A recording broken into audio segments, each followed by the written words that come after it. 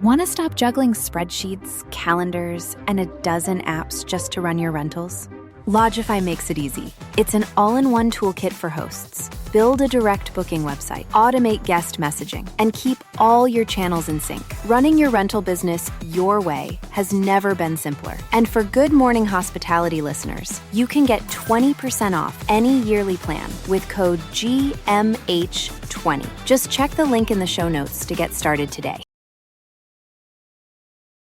What's up, everybody? This episode is brought to you by Atlas, and I'm so excited because Atlas is sponsoring us officially. No, Will, it's not Atlas. It's all under TravelNet. TravelNet. Brandy, no, it's Track. No, guys, Atlas and Track are part of TravelNet Solutions. Did you guys not read the media page? Well, the next ad read on the media page says Resorts and Lodges. So Resorts and Lodges is also part of TravelNet Solutions. They're all together. That makes so much more sense. Doesn't it? And they're the ones that are now sponsoring Good Morning Hospitality. Well, welcome, TravelNet. Yes. Thank you for sponsoring us. And I promise we do have our together. Welcome to Good Morning Hospitality, your one-stop shop for the latest news, noteworthy trends, and thought-provoking discussions across the industry. From hotels and short-term rentals to all things travel and hospitality, you'll find each episode equips you with the information that you need to start your week. Join us on Good Morning Hospitality every Monday, wherever you get your podcasts.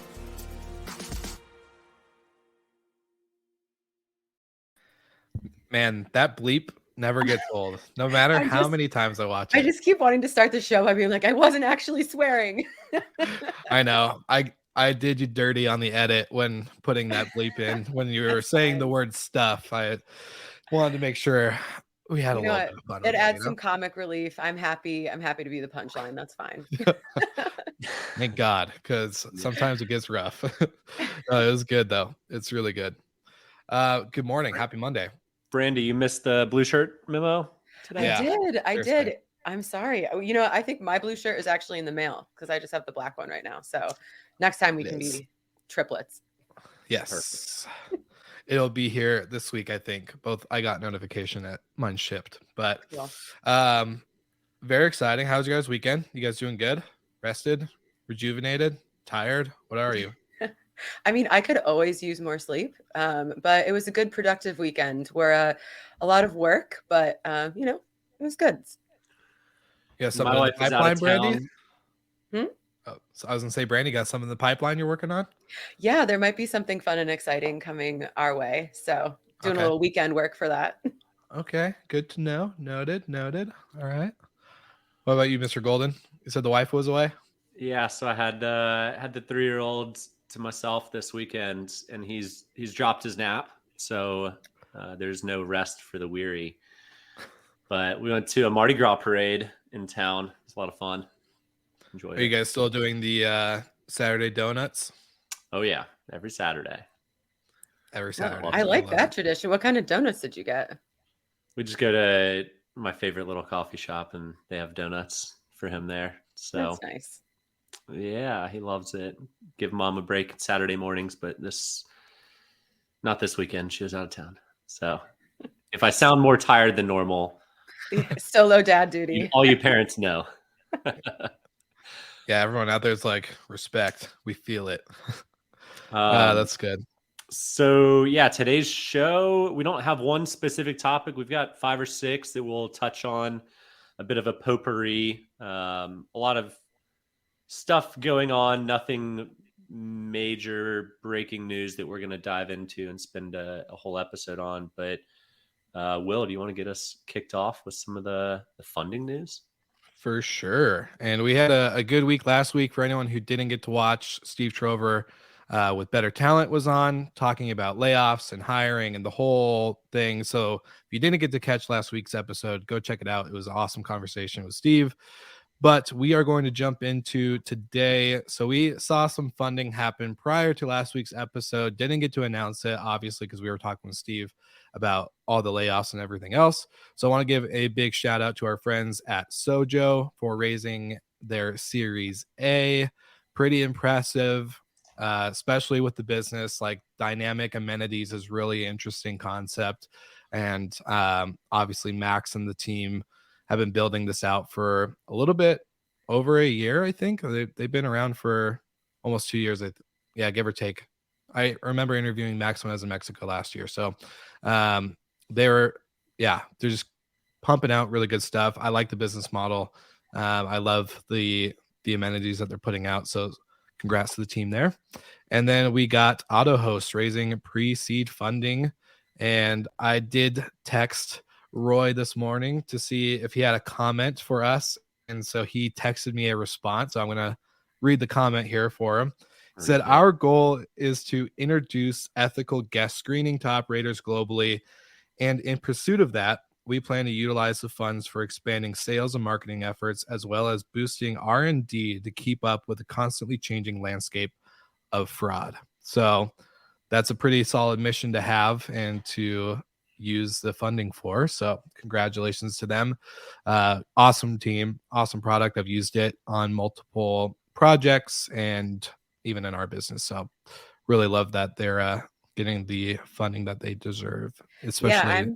I'm happy about that too. We're an AutoHost customer, so excited to be their partner and, always improving the product. We love that. Yeah, of course.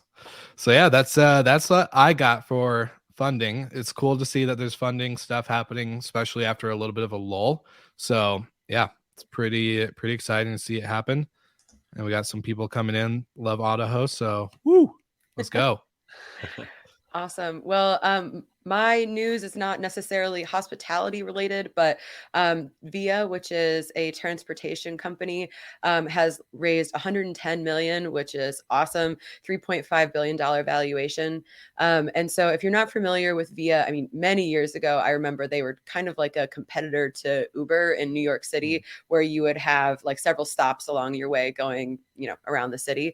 But now they have this really interesting focus on the connectability and kind of last mile connections in cities where it's difficult to kind of have that kind of infrastructure. And it's just, I think that they're a great creative solution, because if you're in any sort of metropolitan area that doesn't have fantastic public transportation, Miami, it's really great to see there's these creative solutions, because big infrastructure projects take billions of dollars, take a decade to implement, and often aren't done in time. So I think that they're this great option to how do we creatively take the tools that we have, whether it's like bus lanes or city bikes or transit vans, and how do we incorporate that into the transportation system that already exists. And I think another, like, my personal interaction with them, the Brightline train in South Florida. So obviously that, it takes you kind of like up and down the coast, and it'll take you up to Orlando pretty soon, but you have to get to the station, and there might be, some like the Metro Mover or Metro Rail in Miami takes you there. But if you're not on one of those stops, you still have to drive and park. But you can book ahead of time a car to pick you up. It's of course a Tesla. Or I think they have like the minivans. But that's all done through Via. So it's a great way to kind of get that last mile connection, which I think is pretty cool. That's really cool. I was going to ask you about that, the train that goes up and down the coast. Have you used Via for any travel throughout Florida? Yeah, so I've used the Brightline one a couple times. I have one of my best friends lives in Palm Beach, so I'll take the train up. And I've done, if you book a first class ticket, which is not that expensive, and you get free alcohol and food, you can book the car for free.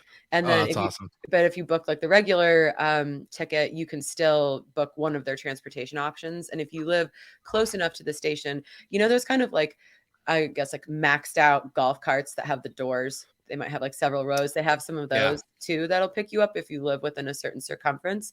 And so all of that is operated by Via. And so that's really cool, because I mean, Miami's a great example of the infrastructure not nearly close enough to what the population needs. And this is a way where you don't have to rely on that kind of like massive funding and projects to get what you need done.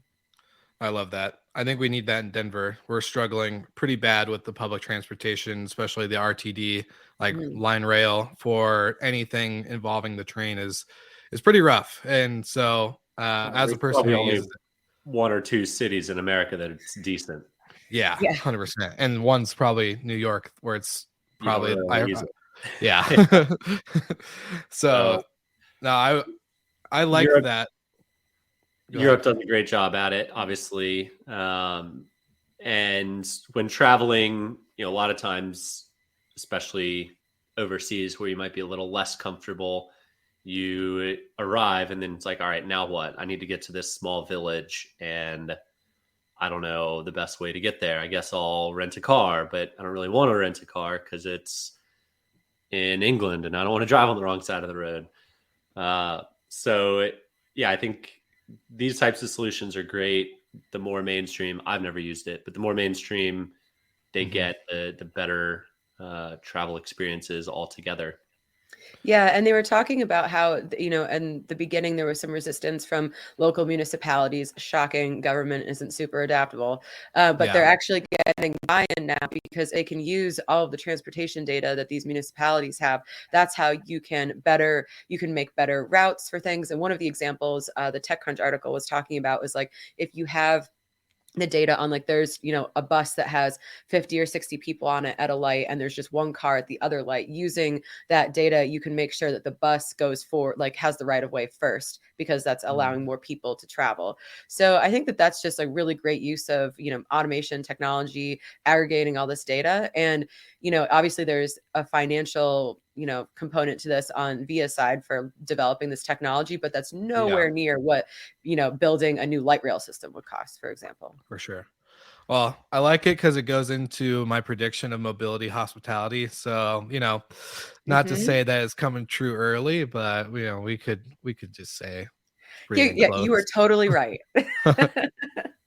So we've got a new little segment, AirDNA's Stat of the Week. So each week they are going to share with us one of their most interesting stats.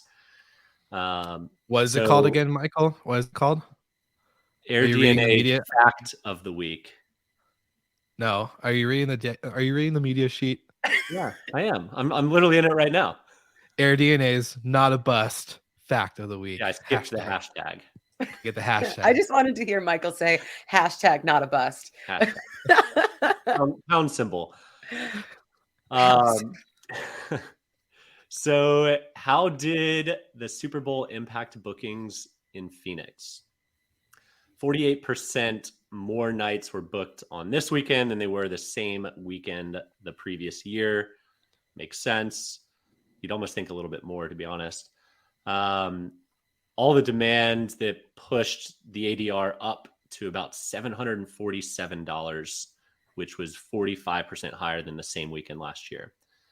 So all in all, obvious to show, as we would all expect, the Super Bowl effect on owners in Phoenix garnered a hefty premium, and occupancy was very strong. So you typically see a lot of supply dump on for a weekend and then dump off. Hashtag not a bust. Everybody, there's plenty of money going around last weekend, and hopefully all of our friends out in Phoenix, Scottsdale were there to clean it up. Which I think they were. And I think they had the golf tournament this weekend, which is the waste management tournament. It might have been last weekend, but it's a huge event. Yeah, they were saying that something like I didn't realize that, but it gets more visitors or viewers than like any other sporting event, which I thought was a wild statistic.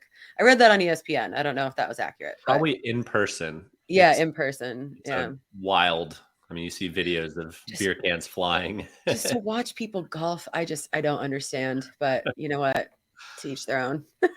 So continuing on the data piece, SiteMinder put out some data this week on the hotel side that was pretty interesting. We'll touch on it. We saw a lot of lead time compression for bookings in 2021. Makes sense. All the COVID rules were changing. You never knew if you were going to get it and had to miss your flight or your trip.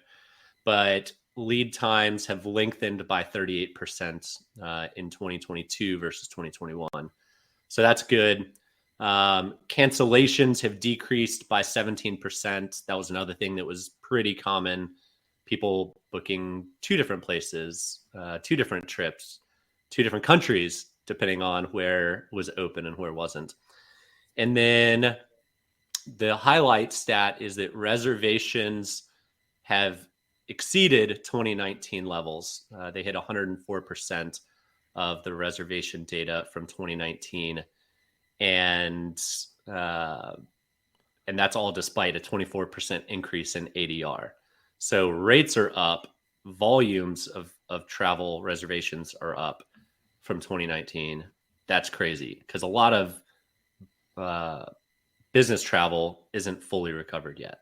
So this leisure travel, longer stays, higher ADRs, that it proofs in the pudding.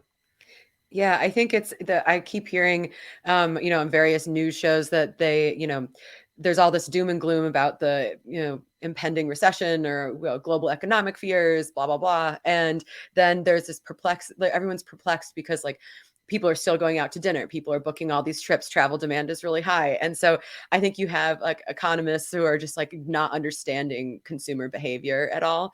And I mean, I'm thrilled. Keep booking those vacations. Miami. Yeah. My South Florida and New Orleans are great locations, But that's shameless great. plug. Yeah. Shameless plug. I think travel during COVID, people realized that it's one of those human nature things. Like people have to travel. It keeps you sane. So dipping into the savings a little bit extra or, cutting other things out. The leisure travel is certainly up and people don't want that taken away again. Still making up for lost time. Yeah. I'm curious oh, go ahead, Brandy. Oh no, I just think that the lead time is interesting because I feel like the booking window compressed so much that I'm curious what the actual number of weeks or days is because we still see like we have a little bit more of a lengthening there, but certainly it's still a very short booking window compared to pre-COVID. I Yeah. was gonna say the same thing. Yeah. Go ahead, Michael. We gotta come up with like a sign like that we're about to like talk or do something, but like, hey, I'm next. But I was gonna say, like, do you guys think a lot of this goes into like the blended travel? Like, are people travel? Is it just leisure or is a little bit of business? Like, people are just doing longer trips or adding a couple days here, a couple days early, a couple days late. Do you think that's it, or is it just consumers are just they don't care and they just want to spend the money? They want to do their trips. They want to go out. They want the experience. They want to be with friends, family, all the above. Yeah, I think that it's actually probably a little bit of both, but I do think that the hybrid nature of work definitely plays into this because you can have, you can maybe leave for your trip on Wednesday and work remotely from wherever you're going on Thursday, take Friday off. Like you have more flexibility with how you can work. So you might get to go to your destination for a little bit longer and enjoy it, So I definitely think, and also like anecdotally, that's kind of what I see in a lot of my friends and family and what I do personally. Yeah. AKA Spain, where we're going to be there for a week, but technically working for 2 days. Oh, sorry. Did I say that out loud? Andreas, don't watch this episode. If you're watching, turn it off. Work trips. Yeah, work trips. Yeah.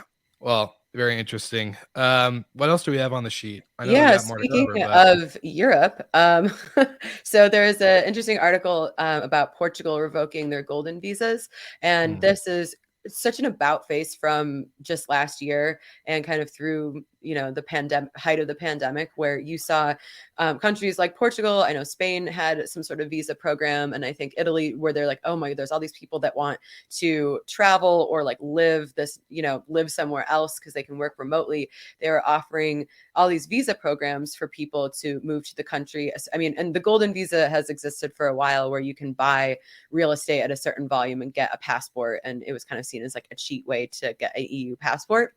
But they saw such an uptick in the last couple of years that it created kind of like an unprecedented housing crisis, which we've seen. But Portugal, is one of the poor Western European countries. And so I think that it was felt more acutely. And it's interesting seeing a country kind of see an opportunity, which is get all, these people to come live and invest in our country and, spend money in our local economy. But then there was the dark side of that coin, which is, now all these real estate prices are getting crazy. And, we haven't really solved our pre-existing housing problems. So I'm curious to see if we're going to see like the other countries that had these special kind of digital nomad visas revoke them.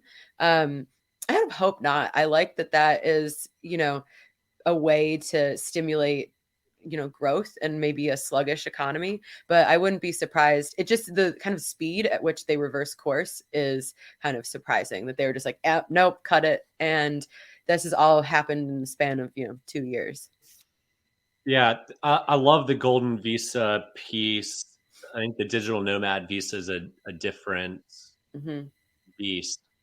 But if you want if your economy is drying up or you need a resuscitation of housing, look no further than Malta and Portugal. Like, you can buy your way into a European passport and own some real estate. Probably a lot of those end up on short-term rental platforms or in the hands of short-term rental managers.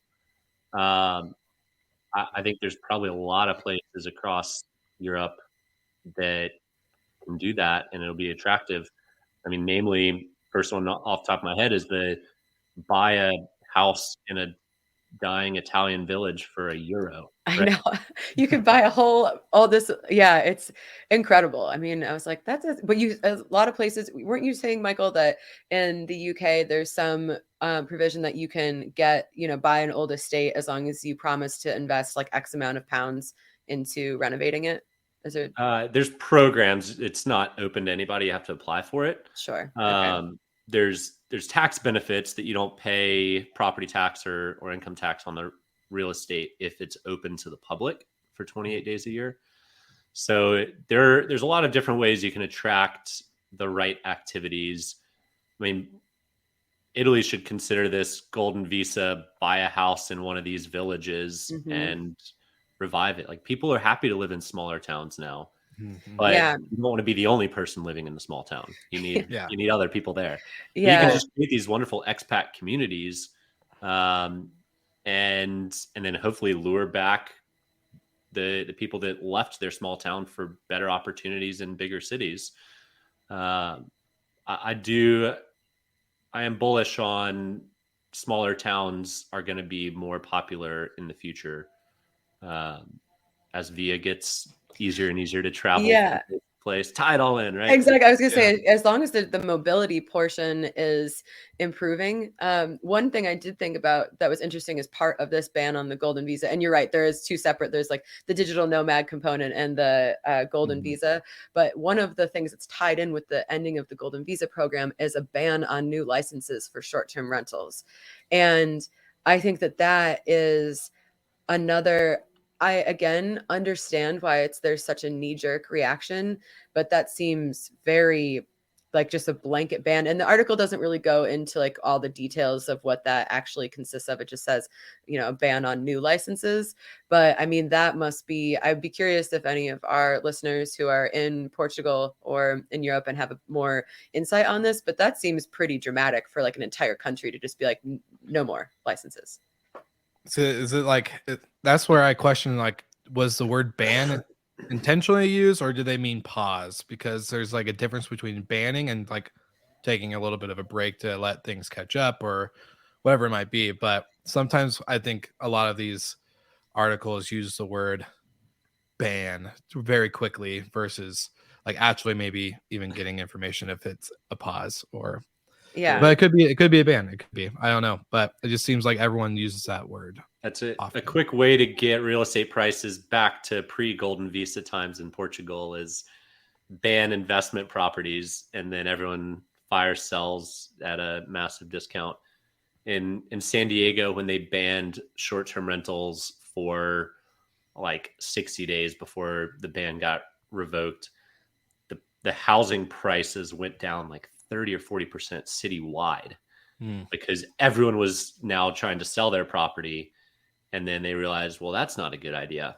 So yeah, I think maybe governments don't pay too much attention to other locations. They try to, but Yeah, well, it's I think usually that there's the politics of all of this. You have such pressure from people that are really suffering in a country that was already struggling. And so I think that a lot of these things become much more about like the optics and the political nature and appeasing the sentiment and emotions that people have, rather than, okay, how can we structure this to be economically beneficial for everyone? Because that takes more time. yeah. Yeah. And it's not an instant, like you said, knee-jerk reaction where they could just implement and start doing it. It has to take time and communication and all the stuff that they probably don't want to do. So one more quick discussion. I don't think this is going to be a shock to anybody, but Airbnb is focusing on building their brand, not competing on a marketing spend like a pay-per-click that Booking does or Expedia does. Chesky wants to work on building education instead of buying customers, is his quote. But the not shocking point of the week coming out of Airbnb is that Airbnb's most important channel is PR. Yeah, real big shocker. Everything they do is for a PR lens. But it works. They had 600,000 articles written about them in 2022 alone. Wow. Yeah, it's crazy. And I mean, now they're just like, everybody just uses the term Airbnb to refer to short-term rentals. I mean, that's just, I think that I know that there's this big movement within our industry to, kind of rectify that. I think that personally, that ship has sailed. It's just like Googling something or getting a Kleenex. Like it has already happened. It's ubiquitous. And, and I even hear like people in our industry call their own business that. And so it's just, they've succeeded. I mean, and I think that regardless of your people, in our industry have very strong feelings about Airbnb, one way or the other, but I mean, they've done a phenomenal job. 600,000 articles is an astounding amount. Yeah. So if their number one channel is PR, when are they sponsoring this show? Are they gonna start dropping some podcasts? That would be spend. They don't do that. Okay. They don't do marketing spend, remember? Fine. Then we're never talking about them on the show again. Yeah. 90% of their traffic last year was direct. Mm-hmm. So I mean, I don't have the stats for what bookings were, but I would guess maybe 50%, Jamie Lane, 50%. If you're watching, we would love the data. AirDNA stat of the week next week. Yeah. But yeah, I mean, no surprise that they're all about PR. We all 100%. Know that. There's so much fluff. I doubt Brian Chesky ever even put his house on Airbnb. Let's be honest. Or it was on there, but the dates are booked in perpetuity. Yeah. You're like, yeah. And then they let one friend stay over and they took a picture of him petting his dog. It's like, okay, he's probably your next door neighbor. You're not fooling anybody, Chesky. You know what? I would say that he did the work by having the air mattress in the first place. So yeah, getting back to the roots though, Yeah. I hope he did. I wish it was true. I have trouble believing that it was. But if it's true, fantastic. Like that's the type of founder and leadership that you want, is someone who's wants to get in, use the product, experience it. Call me skeptical. I just have my doubts. Yeah. Well, he did go through and stay at a different Airbnbs like around the country, which I thought was pretty cool. We were trying to get him. We wanted to swoop in before he made his Miami plans, but we were too late, sadly. Next time. Next time there's a pandemic where we can only stay in short-term rentals or something. Brian, if you're listening, the penthouse is available for you. I book direct. Book direct.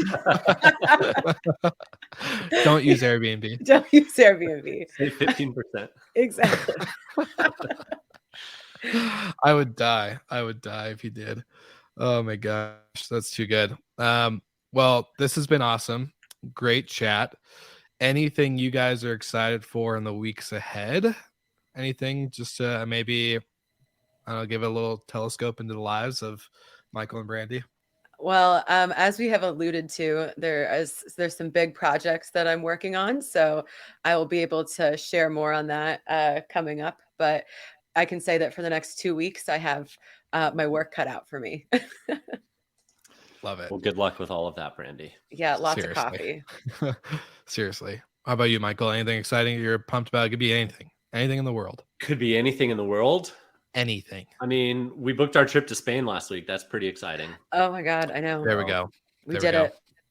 We finally pulled the trigger. So Damian Sheridan, the whole Scales Vamonos. rental team.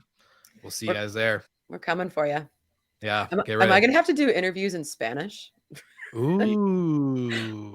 You could. I could. Ugh. You could. You'll be the Terrifying. only one. I would be like, hola, mi amo Will. That's it. That's all I got. 1 month in Mexico, and that's all I could learn. So Beautiful. all right. Well, good episode. Everyone who's watching on the live and either listening to the replay, thank you for tuning in. Thank you for subscribing. If you want to get these awesome shirts, they're in the show notes. We have a discount code for you. No big deal. There's also going to be show notes for our sponsors like TravelNet and AirDNA.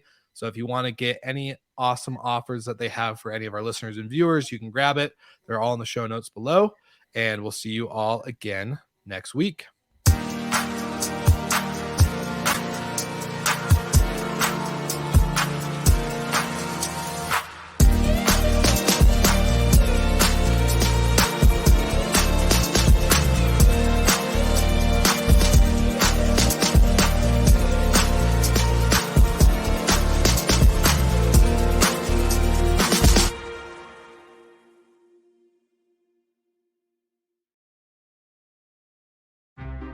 Want to stop juggling spreadsheets, calendars, and a dozen apps just to run your rentals?